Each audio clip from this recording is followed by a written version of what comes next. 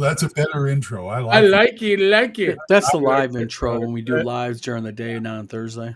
Hi, folks. Hi, everybody. This is Don from Vlog Many Things. With me is Eric Tenkar and Tom Rolf from Tabletop Tap Room down below. Hello. Hello. This is sort of a. Glenn didn't get that. Glenn didn't hear me, did he? No. I didn't hear you. No. I said Eric Tenkar's on the video with me, along with Tom from Tabletop Tap Room.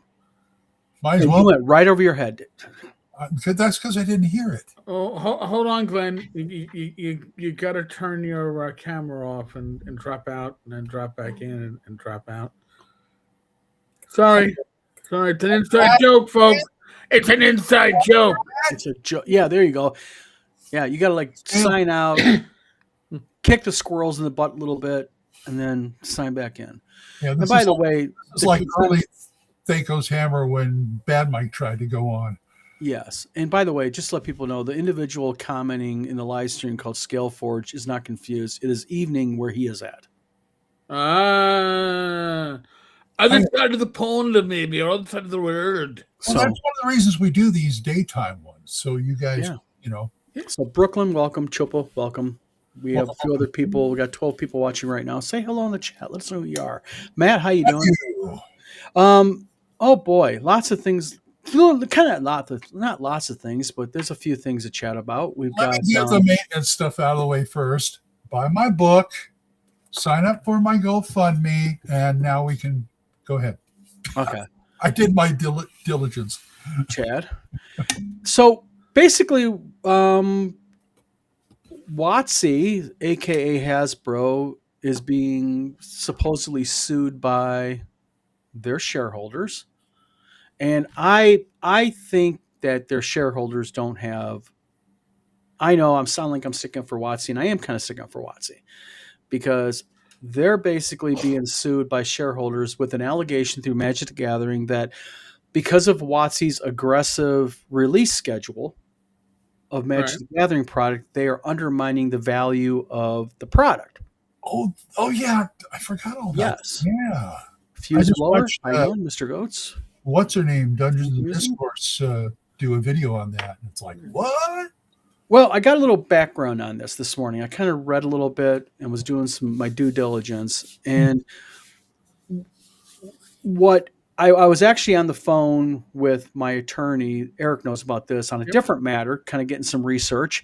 And I mentioned this to her, and she laughed. And she said that although people suing companies, shareholders suing companies is actually quite common, believe it or not. But to sue because your company is putting out too much product releases is going to be a real tough one to sell to the federal courts.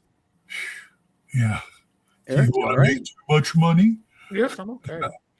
So basically, just a real quick background on this. What happened is for those of you who play Magic the Gathering, you notice this. For those of you like me who don't play Magic the Gathering, you probably haven't. But what Hasbro's been doing is they've had what could be classified as a very aggressive release schedule with new releases, new product, and everything. And what has happened is that the secondary Magic market has suffered because of these card values are not going up like they normally would, and it's ticking people off because, most people don't play Magic because they're having fun with it anymore. They're doing it because they invest in it. Right. Sort of like Pops figures and see where that got you. So basically that's what's going on here. And they're doing like breach of contract. They're doing,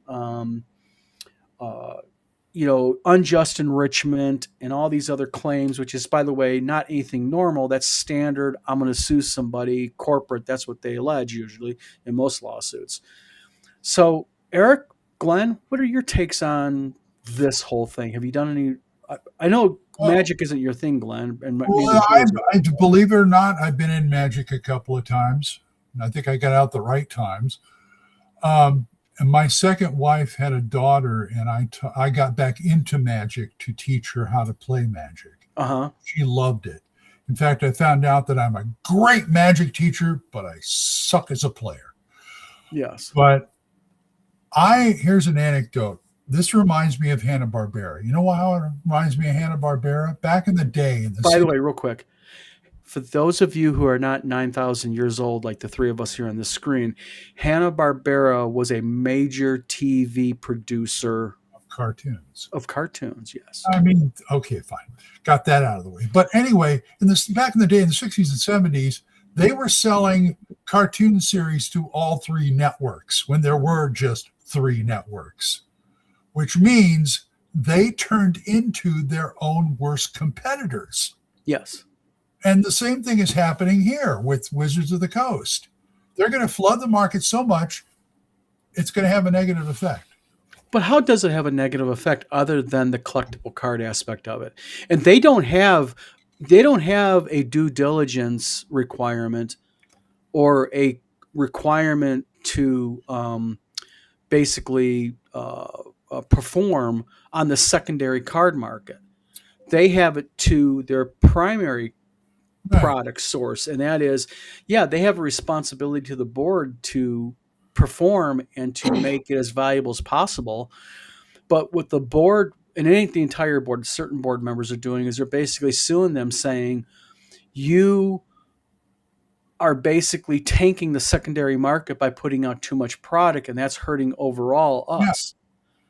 And you know, if they crank out tons and tons and tons of product, they're just devaluating everything. But the thing is,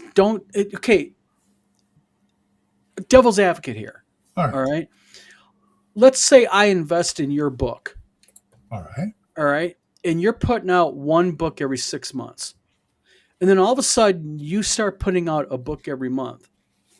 Are you really devaluing the brand? And me as an investor, that's bullshit, because I'm mad because you're flooding the market of your brand.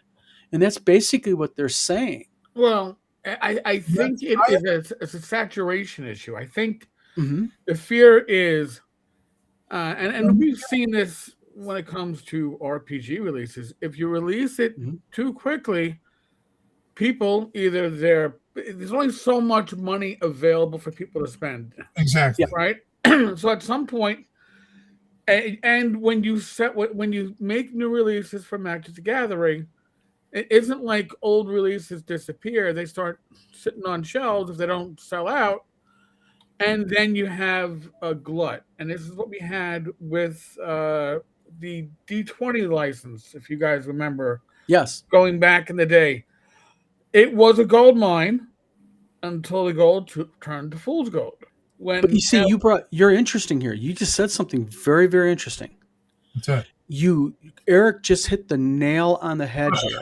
And that is, what's going on here is that by putting out releases like this, they're glutting the market. Yes.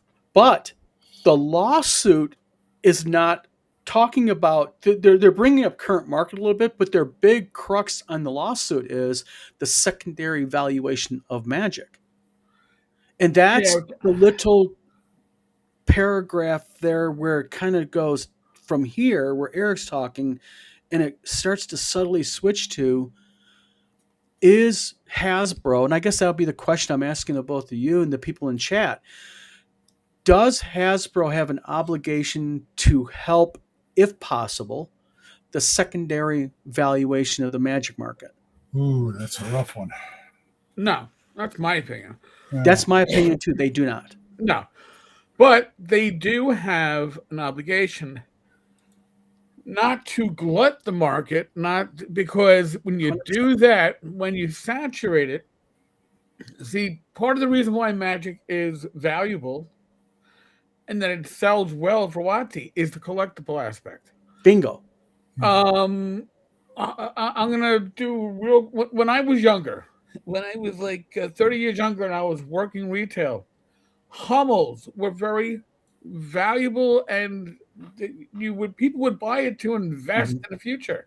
That's the problem, right? And now Hummels are just worth, looking at on the shelf.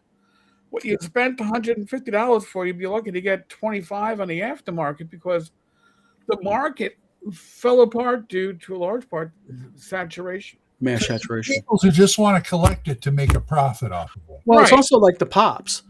I remember back in the day, and I collected pops not because of the value. Like, as an example, I'm a big Games of Thrones fans.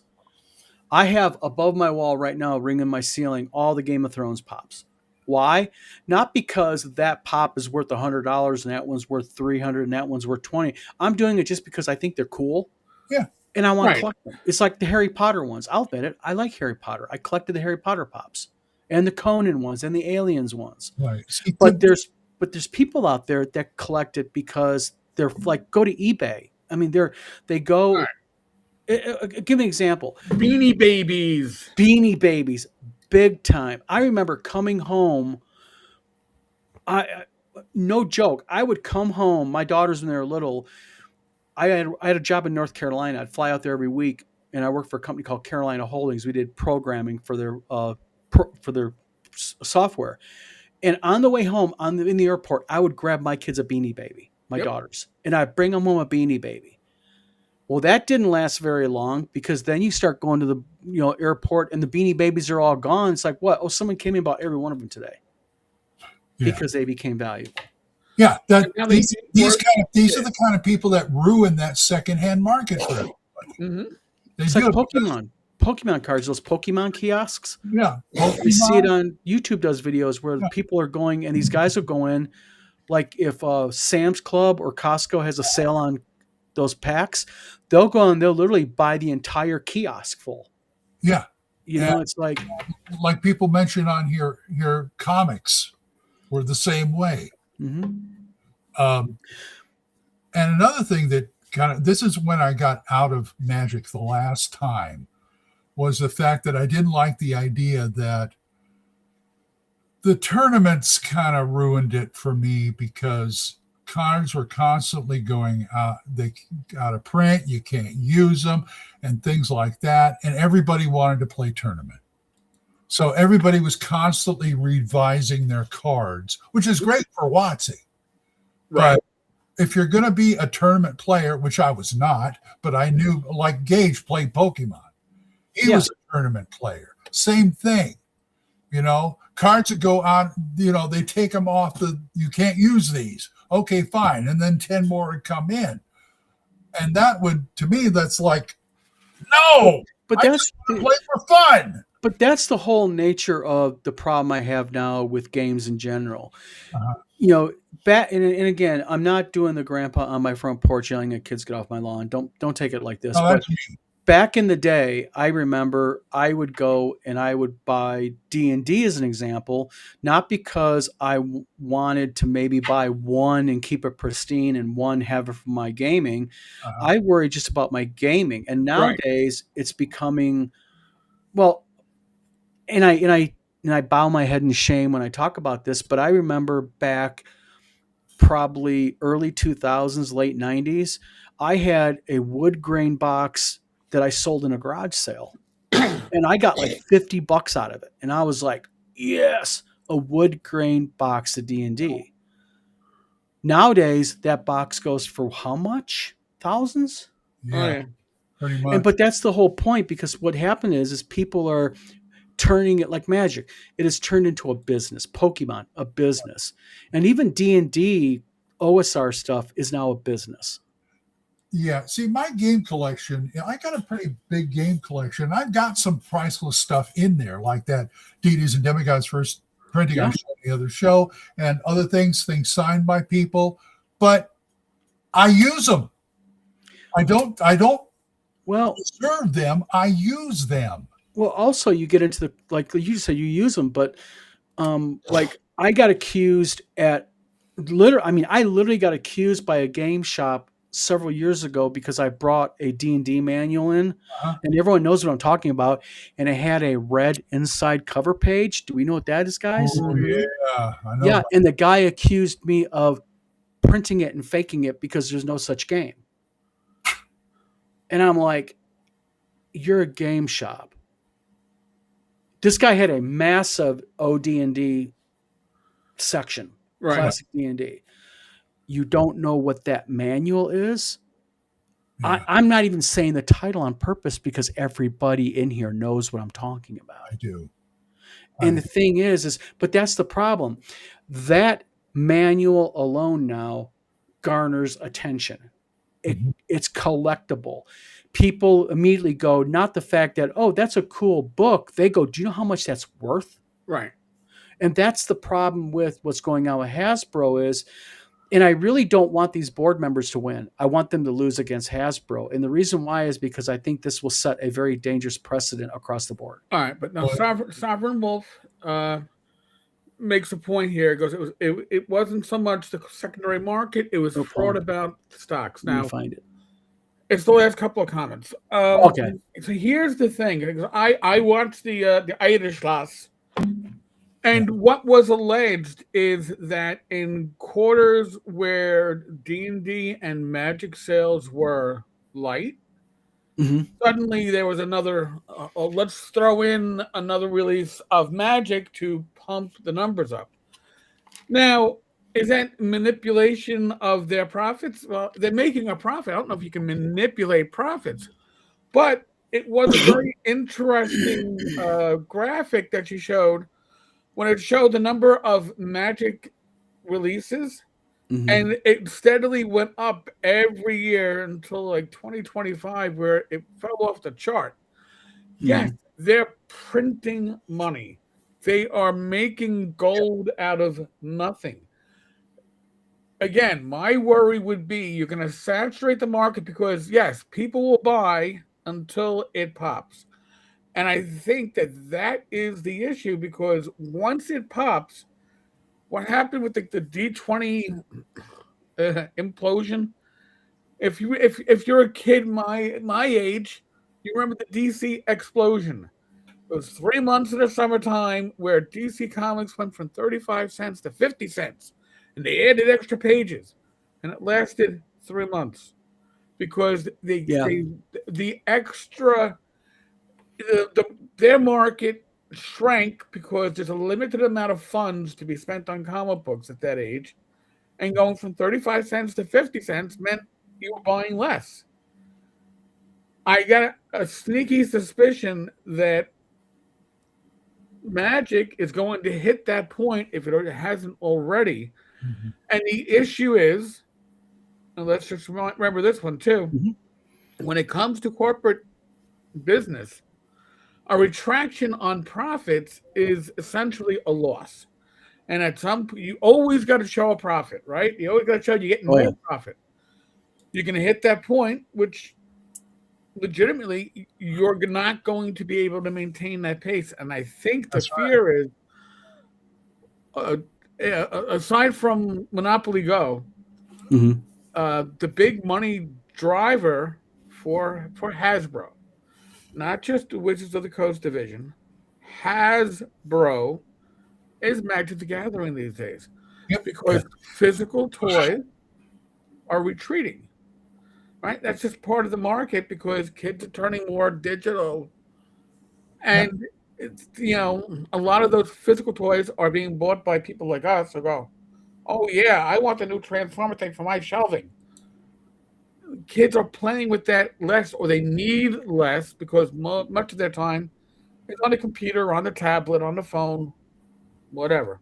Also, in the secondary market, the collectors, it hurts when they start flooding the market because it devalues your collection. Well, and I think I wouldn't have made that argument if I was the stockholders because there's no obligation to the secondary market except for the fact that the secondary market is what is driving sales of stuff to a large extent right now. Right. I'm going to gamble. I'm going to get the new ultra rare, and my $10 purchase is going to be worth $150. That is going to be an issue when you've saturated it. Yeah. Okay, real quick. I got a PM by somebody that literally just told me via PM, why are you guys fighting online with each other? I want to clarify something here for everybody watching this, okay? The purpose of the vlog of many things is exactly this. It's discourse. Eric is going to have a different opinion than I have. Glenn's going to have, I'm going to have. And this is why we do this show, is because I want Eric to be able to disagree with me or Glenn and vice versa. We talk things out like adults. Eric is not going to agree with all of my points. Okay. And I'm not going to agree with all of Glenn's or Eric's. No, because we all come at this from different perspectives, different experiences.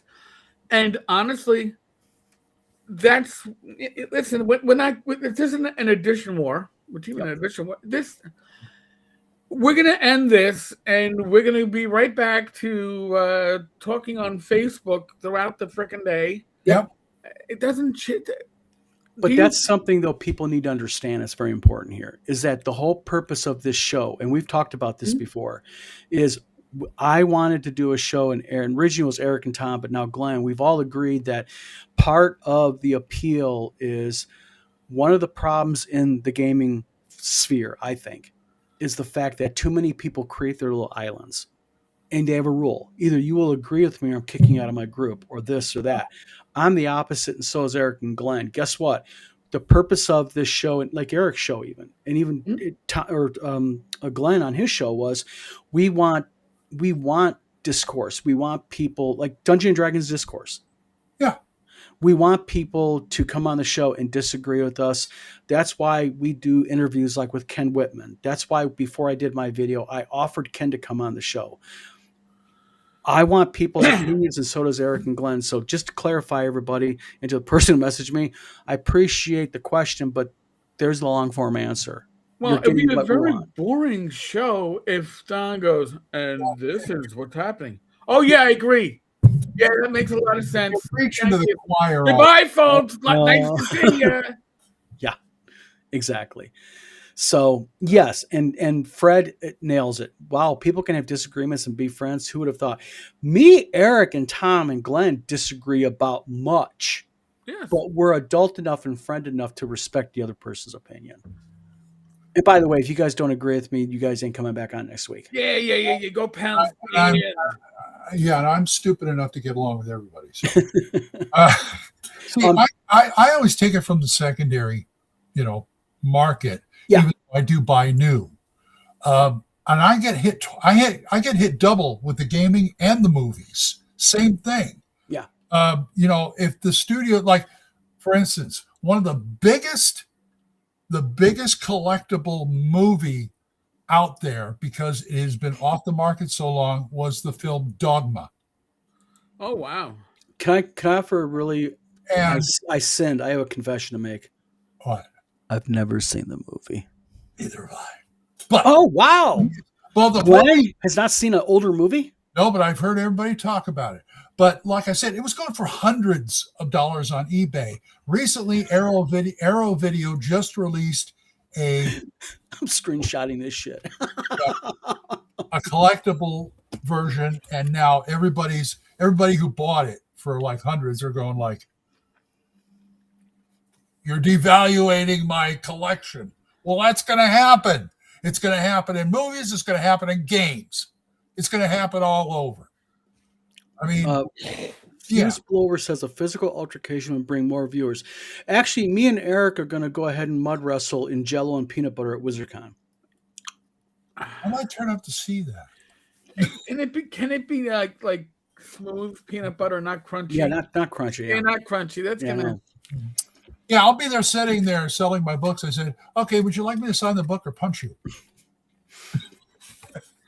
Punch me, please. Punch me. I want to be punched. But the thing is that's the problem, though. I think, and would you guys agree or disagree? I think the internet, has exacerbated the secondary market on collectibles on pretty much everything. Yeah. I know. It has. And I admit, it's. I have games and modules that I really want to buy for my collection that I'm missing, but I just can't justify buying them for the cost just so they can sit on my shelf and I got them. That's the reason why I collect Tunnels and Trolls. It's a limited market. Yep. Well, it's a limited market until somebody sees the market and then it explodes, But Douglas Pearson says Glenn probably hasn't seen Dogman because they probably drink Coke rather than Pepsi. Rock and rye. Yeah. Rock and rum and rye. Rock and roll. Yeah, there we go. No, I can't stomach that. Trust me, I can't stomach Listen, History Song of the South, I own it. Okay, it isn't hard to find. It is. I'll say it's harder because it's not officially a release. It's pretty much a bootleg. Okay, I got a question for my two co-hosts and also for everybody in chat. Okay, no matter what you collect, what is your holy grail item? That one item that if you could have endless amounts of money and you could have it for your collection, what would that one item be? That I'm making people think here. is a puzzle. The gaming, I got everything I want. And I believe me, Liar! I got Nobody has everything they want in gaming. Shame. Ding. Shame. Ding, ding. But how about you, Derek? What's your whole All right. Well, the thing I'm most proud of in my collection is sorry, Matt's an ass. Thank you for rubbing it in. I got Dragon number 1. For me, what I currently have that is the pinnacle of my collection is Ken St. Andre's personal play copy of TNT Second Edition, nice. signed by Ken. Interesting. So that is my pinnacle. Now, what would I want? Hey, yeah, first print wood grain box. Sure, I would love it. I don't need it. Okay. We're not talking about what you need. We're talking about what you want. I know. I would love it, but it wouldn't excite me as much as. See, part of the excitement is finding the item. Okay, when I got my Empire of the Petal Throne, still in wrap. Wrap was screwed up, but still in wrap. Box was a little screwed up, but still in wrap. That was exciting. What was more exciting was actually taking the wrap off and looking at the pristine, never before read or opened internal contents. You're welcome, Matt. So, I'm going to go off the movies and go back into gaming. See, the thing is, there's like 2 or 3 things that were like my, this is the pinnacle of my collection. This is the holy grail and stuff like that I've got. Mm-hmm. What I have, I'll tell you what. 2. I'll give you 2. 1, the Rule Cyclopedia. You don't have one? I do have one. Okay. In fact, I've had 3. I've given away more Rule Encyclopedias than I can think of, but I've got one here that is my pride and joy. I've got all of the Mystara Gazetteers, including the box set. That was a holy grail, and that was a big deal. I'll even give you a third one. The Magic Encyclopedia. I can't think of it. I'm 68. What do you want?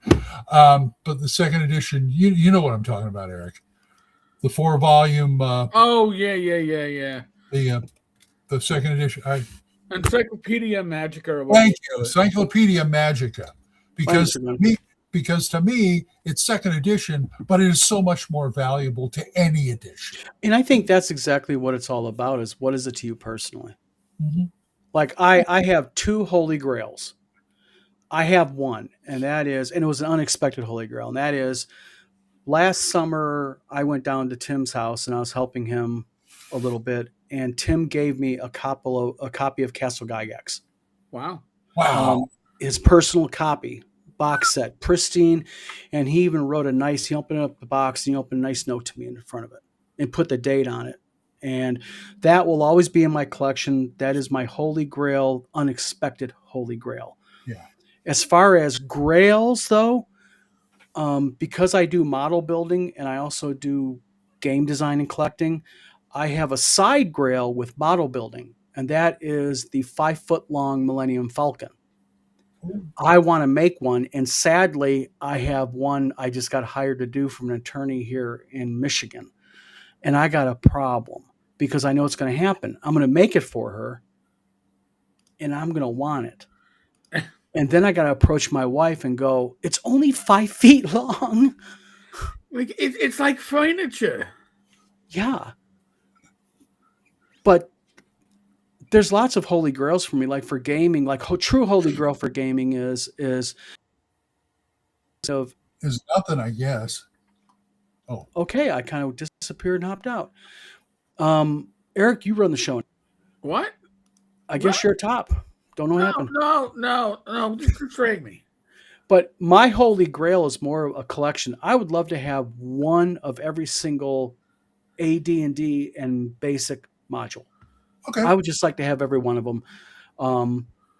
And I always have this fantasy eventually get my own man cave, and I'd like to have them like face first on the wall, like on shelves where they're all visible.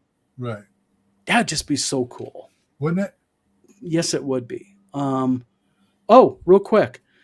Chupa says, I would love a Darlene map to frame without the gold. I think it means grid lines. I think they do that. I'd take it with the grid lines. Yeah. Yeah. Usually, as far as movies go, usually lately it's been the stuff I want I can only find on bootleg. So, you know. But collecting is just that. I mean, look at people commenting. I mean, it's really across the weird gambit of what's precious to you as a collector. Yeah. You know, like Eric has something that he isn't talking about, but he touts it all the time, and I know it's precious to him. And that's Eric's 9/11 bottle of booze. I was thinking about that. Yeah. I actually have two. Right, hid the other one from me because she expects me to finish this one off. Got to keep on. But the thing is, that's the thing about collectibles. I know why that's precious to Eric partially, because Eric's an ex-NYPD cop. He was there for 9/11. Mm-hmm. And he's going to hate me saying this, but Eric is really one of those heroes that went out there and helped out when needed. You know? And you are a real hero doing that type of shit, Eric. Thank you. You're welcome. I'd like to see the secondary market kind of powered by people who collect stuff that means something to them. Yes. Oh my God. I am blessed. So am I. But my wife collects fragrances. And fragrances take up less space, thank God. If the little bottles were the size of a game book, we'd be needing a new house. I got lucky with my wife. It's like my wife, I met her, keep in mind my wife's history. She grew up on a cattle farm. My wife was farm girl. So's mine. Up. Yep. But now it's like she got into my model building and she literally wants me to build her 1/16 scale German Tiger tanks. That's her thing. She loves them. Nice. Oh, nice. And she allows me to put them in the living room. I'm allowed to put them in the living room. She's a blessing. I'm so lucky. Here I am. I thought I was going to have beef shoved in my face all my life, and she likes tiger tanks. We could have a nice TV and a Blu-ray player in the living room. I am not allowed to keep any movies in the living room. Oh. Why do I have to go all the way to the other side of the house to get what I want to watch? Do you have your own TV in that room, though? Now it's okay because the TV and the player is right over there. She uses it. She has no problem with it because she knows I've got them. I have to have them here. Why not in the other room where your DVDs are at? Get a small TV and just have that as your TV room. Well, that's the idea for this year. But this used to be in the living room, and it's like, no, I don't want your stick. Get your stuff out of here. And it's like, this is where I watch it.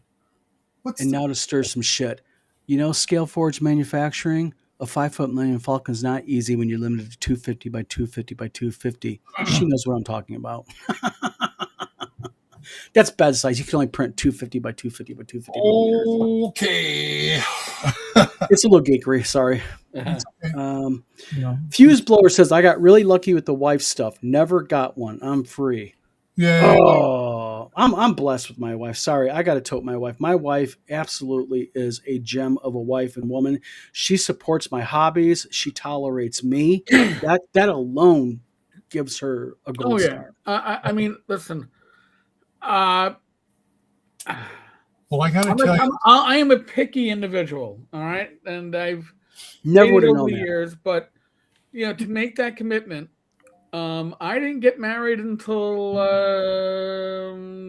2011, so it's 14 years now. First marriage for me, first marriage for Rach. Crazy. You got married in 2011. So did I. Yeah. May. Well, we were November. This is crazy. Glenn, when were you married? 2000. Look at that. All little 2000 babies here. You know, I've had 3 wives and a girlfriend, and my current one's the only one who doesn't care for the nerd stuff. Huh? The nerd stuff. Yeah. The Question for you, Glenn. What is a hobby that your wife partakes in? Just curious. That's a good question. Because my wife does I've been telling her to have sewing and knitting. Well, she does stuff like she likes to do, like Etsy. And yeah, but what does she do on Etsy? Like, what does she do? She sells her oils and spices. And okay, so she's into. That's right. Your wife, time for shameless plug, sells a certain spice mixture, right? And oil mixture now. What is it? Honey, what was the name of that? What? It's Okie Moon. Okie Moon. Yeah. Glenn, and it's available on Etsy? Etsy, yes. What is your wife's shop name? Maybe somebody'd like to go over there, do a shameless plug here, help my friend out. Rebecca Hallstrom. Rebecca Hallstrom. Or Becky. Is that with CCA or KKA? CCA.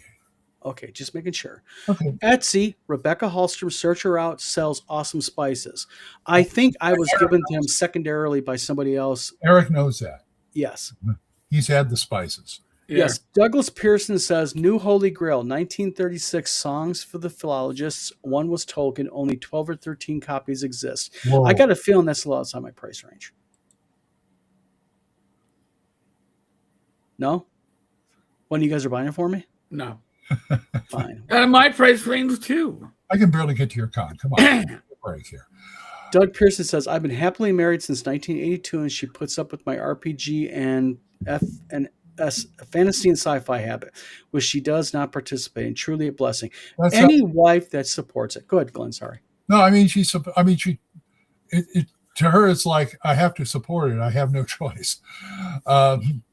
Because that's what I'm doing. I mean, I remember when we first met, like in 99 or something like that, over the internet. Mm-hmm.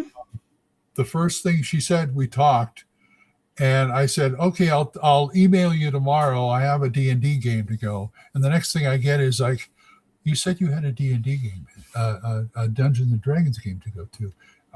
Are you okay with that? Are you sure? She's Midwest, totally, so it's like, do not drag me. I said, it's okay. It's just a game. Do not drag me down that path, please. I avoided it the first time it went around because I was in California, so we didn't get that. But now I have to deal with it. No. Now, Glenn, real quick, your wife does not come to you to convention, does she? No, she did. The first couple of North Texases, she did, but then she. Okay. Well, it was in the Dallas area because she used to live in Dallas and work at Texas Instruments, so she had a lot of old friends she can see. Gotcha. Okay. But after the second one, it's like, go ahead, you go. So now I got my grandson going with me. So, hey, Gage is going to have a blast at WizardCon. We're going to make him welcome. We're going to make him really feel welcome. Gage isn't coming to WizardCon. Who's coming to WizardCon with you? Just me. I thought you were bringing one of your grandkids or something. No. That's the other 2 cons. I don't have. Oh, okay. So basically, the other two cons are good enough, but not my convention. I see how this is now. Well, you want to put up another airline ticket for him? That's okay. I don't put out for anybody I don't know. Well, you don't put out. Oh. That was pretty good. I kind of segued into that. Come on, give me credit. I'm sure he would have come. He would come if I asked him if he could afford it. But he yeah. So I understand. WizardCon is a little bit outside the. Oh, I'm. Well, you know what? If I'd have thought about it, and I could have, because he's kind of between jobs right now, we could have driven. He could have done all the driving. Bingo. Too late now. You know what, though? To do a call out, we did have a very generous fellow gamer, and that's what this community is, help out with plane tickets.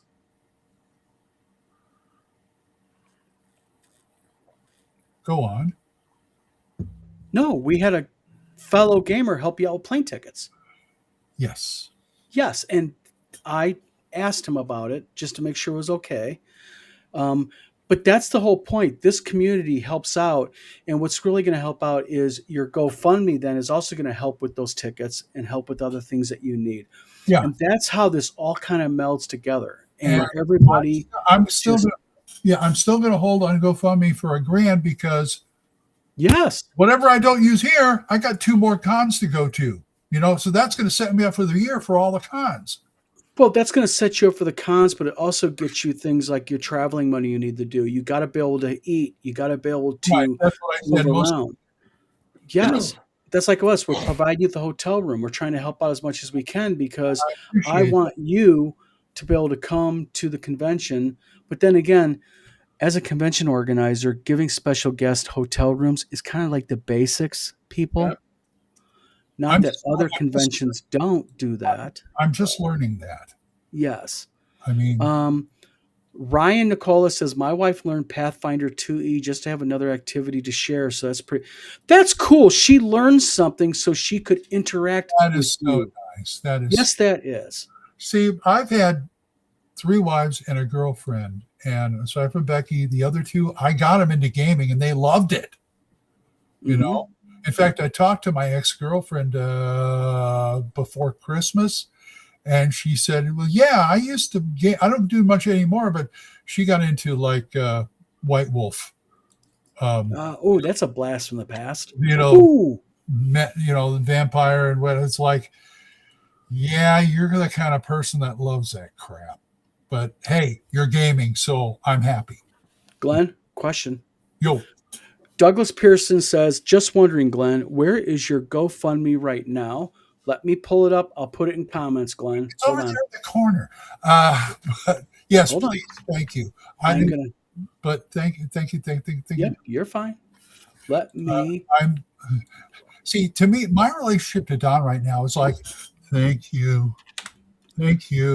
We're I not don't lazy. mind. We're not lazy. Thank you. You're my publisher. You're letting me go to the con. What this is even if I'm not your publisher, it's one gamer helping out a friend to get what they need. Right. I understand. You don't know how big you are to me right now because the whole book thing was to me still kind of freaky because I never thought that. It's a process, yeah. Yeah, but you know how many people out there who do write who want a publisher that they have to work, and I just happened to stumble on you, and I am so grateful. Thank you, Glenn. I mean, you're chef's kiss. I appreciate it. But keep in mind one thing: it's honorable to me to have you allow me to do it. I'm grateful to you because I know what it is to trust somebody with a book. That's a big thing. That's your baby. And I got like Bruce and a couple other people who do write that want. So I'm trying to pay it forward by, hey, I got a guy, Don. Why don't you talk to him? And that's the best way that you can go ahead and pay me back is spread my name about and do. Yeah. Doug Pearson says in my college D&D group of about a dozen people, circa 1980, 2 couples got married. Yeah, yeah. All right. You know what? My one of my favorite memories of one of my wives is my second wife, the one that had a daughter from another guy.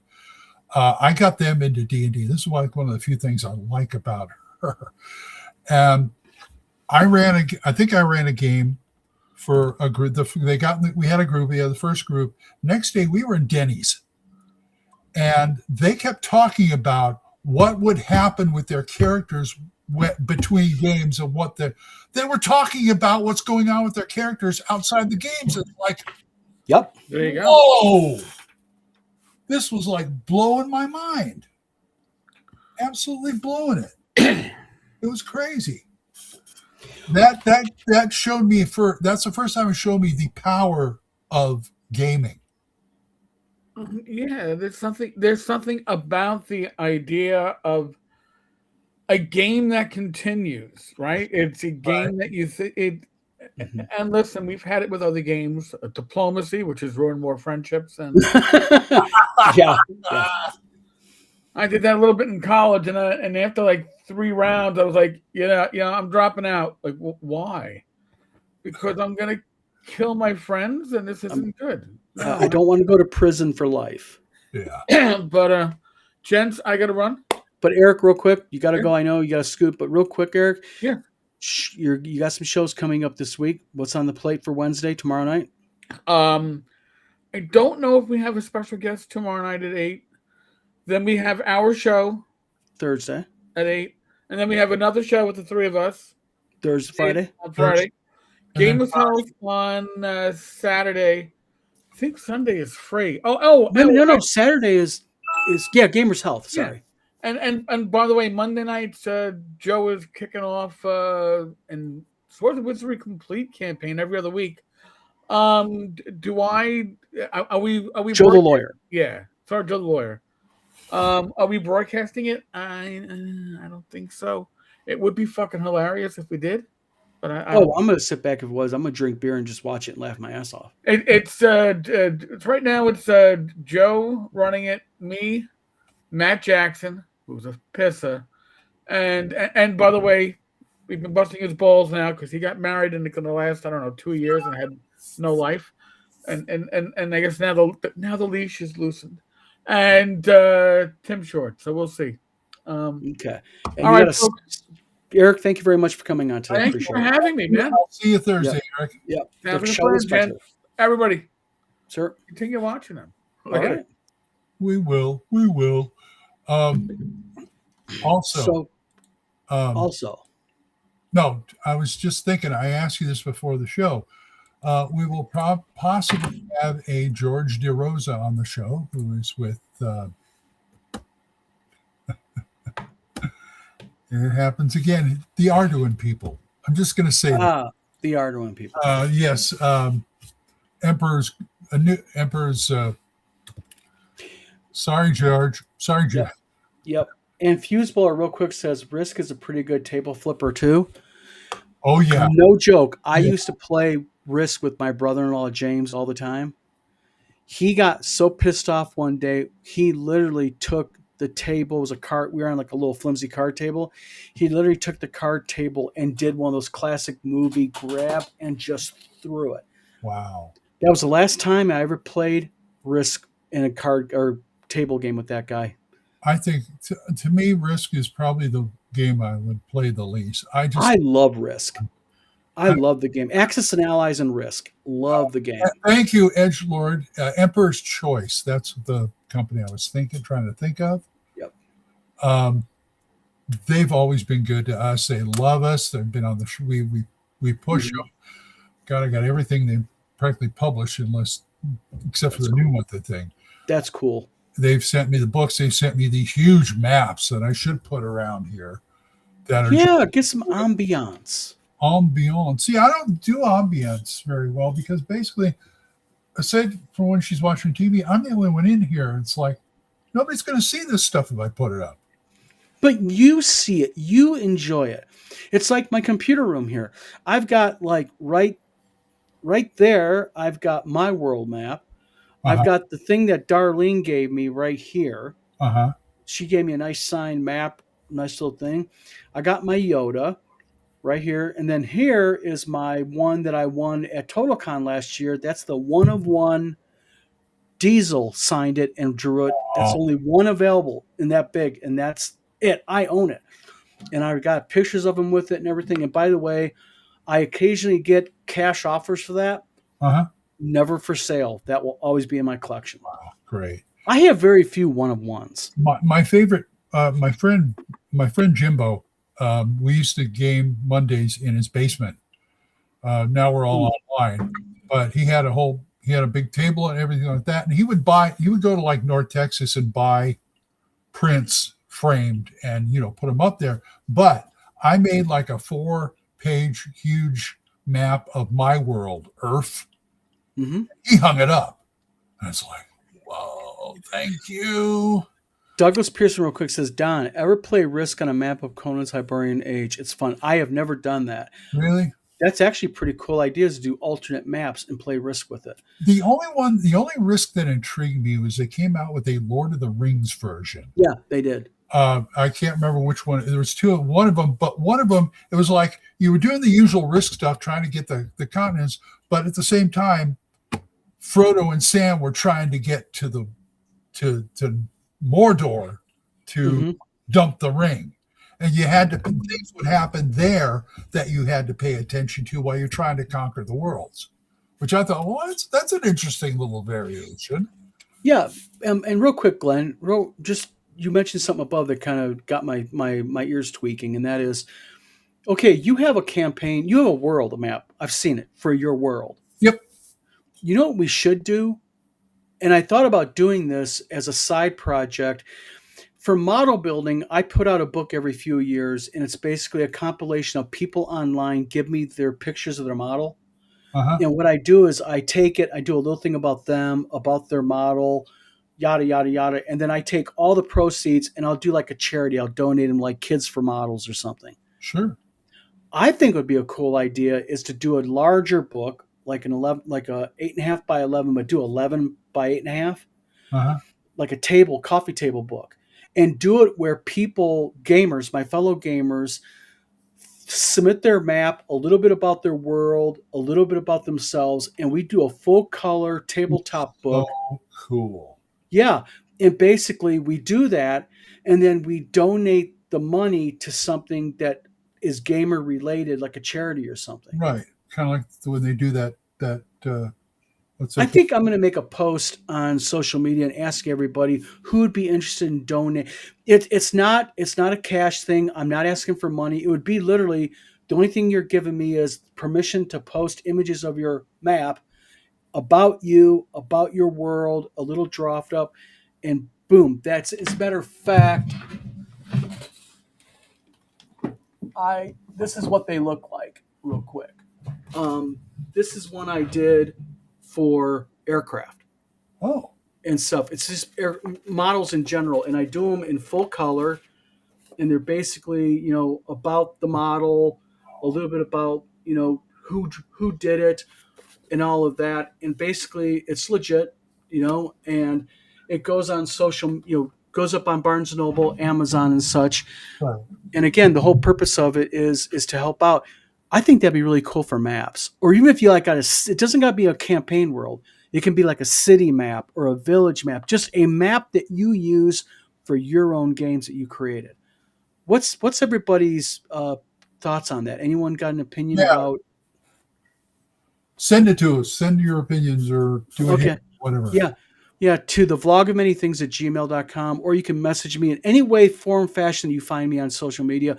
Drop me a message if you'd be interested in doing it, because I would really love to do something like that that's gaming related. That'd be fun. Or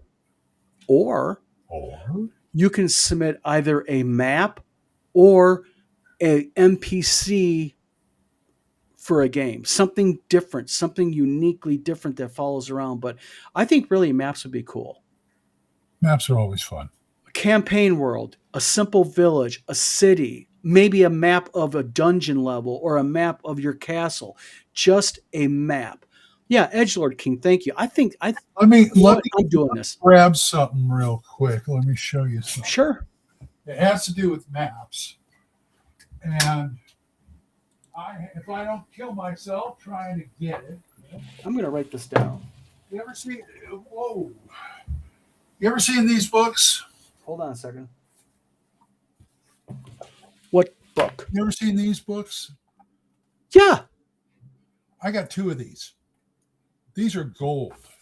If you've ever cracked one open. What's the size of it? It's a big one. Oh, yeah. That's what I'm talking about. Have a map book, open up where just on the edge. Yes, but on the edge there, Glenn, on the side, have like a photograph of, let's say you submitted the book, a map. Right. You'd have your photo, a little bit about the map maker, and then about that map, a little something about it. Right. Just a couple paragraphs. And these are all gridded too. Look at that. Isn't that beautiful? Yes. I'll tell you what would be really cool as you submit with it is, I got this on the Kickstarter. I paid like $60 for 2 of these. These go Nice. $50 each. Brooklyn with Scalefort. She's in 2 of them. She submitted to 2 of my books. I do multiple books. And they lay flat too. That's the nice thing about it. You just plop that on the table, put the miniatures on there, and go. Yeah.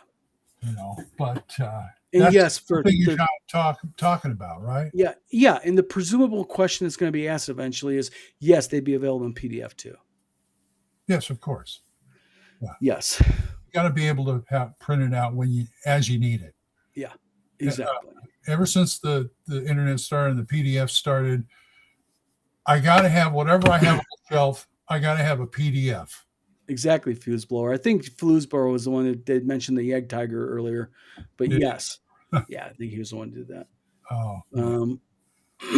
Stuff we could do and do and do. It's great. But the idea is also, I'd want to know from people, if you're going to message me, do you have an idea for a universal charity that we could give money to? Because I'm not out to make money off this, guys. I'm not out to profit from people. Right. I'm looking to do something that's fun for the community. Right. And the whole purpose was my book for the models was there was so many people online, you see them crop up going, you know, I submitted my book to Model Magazine. They didn't accept it. It wasn't good enough. And it was like, my thought was, wait a minute here. You deserve to see, you know, what's wrong with seeing your book and writing? I want to help my fellow model builders out. So why not help out my fellow creators and get their stuff into print, but they're not helping me by giving me money. That money's going to a worthwhile charity. So just my idea. So I'm going to run with it. I'm going to be doing this. This is fun. I think I could get enough people. Sounds like a lot of fun. Mm-hmm. And your map would be in it because you got a cool map. Oh, thank you. Yes. I've got something to show you when we're off the air. Sure. But yeah, that'd be great. But speaking of, we're at an hour now. Yes, we are. So we should probably get things wrapped up. It's going on 2:00 here in Michigan. I actually have things I have to go run and do. But everybody, we have had a lively chat. We've had at one time, I think we had 39 people in watching. So thank you very much. A couple things real quick. Buy Glenn's book, When the Fat Orc Sings. It's on Amazon and Barnes & Noble. Also, Walmart. Maybe. They're being wishy-washy now on it, which is Walmart. I'm not giving them books for $1.25 a piece. Ain't freaking happening. That's Walmart for you. Yep. But real quick, everybody, please, no matter what, whether you're at, like and subscribe, whether you're on the Vlog of Many Things, Eric's channel, or Glenn's. Like I said, hit that like and subscribe. You help us out. Appreciate everybody in chat. It is because of you guys, and I say this a lot, but it's true. Without the chat, we would be online for 10 minutes talking. Glenn is disappearing now. Huh. Glenn, welcome back. Hey, yep. So everybody, again, thank you very much for tuning in. I'm Don, and below me is... See you, folks. It's old Glenn. man Grognard. All right. But again, everybody, like and subscribe. Thank you very much. Check out Eric's live tomorrow night, 8 o'clock in 10 Cars Tavern. Thursdays, the Vlog of Many Things at 8 o'clock on this channel. And then on Friday will be Dungeons & Dragons: A Discourse. Triple D. Triple D, yeah. Which is going to be Eric, me, and Glenn, and who knows who else. And everybody, again, thank you for tuning in. Please watch my social media. I'm going to be doing it to Glenn's stuff and also Eric's on 10 Cars Tavern's page. I'm going to be doing this map book. I think that'd be a really cool thing. So don't forget my GoFundMe. Hit Glenn's GoFundMe. It's in the chat comments. Matter of fact, I think I can go ahead and recopy it. I think that's it. Yep, there it is. GoFundMe. So everybody, thank you very much.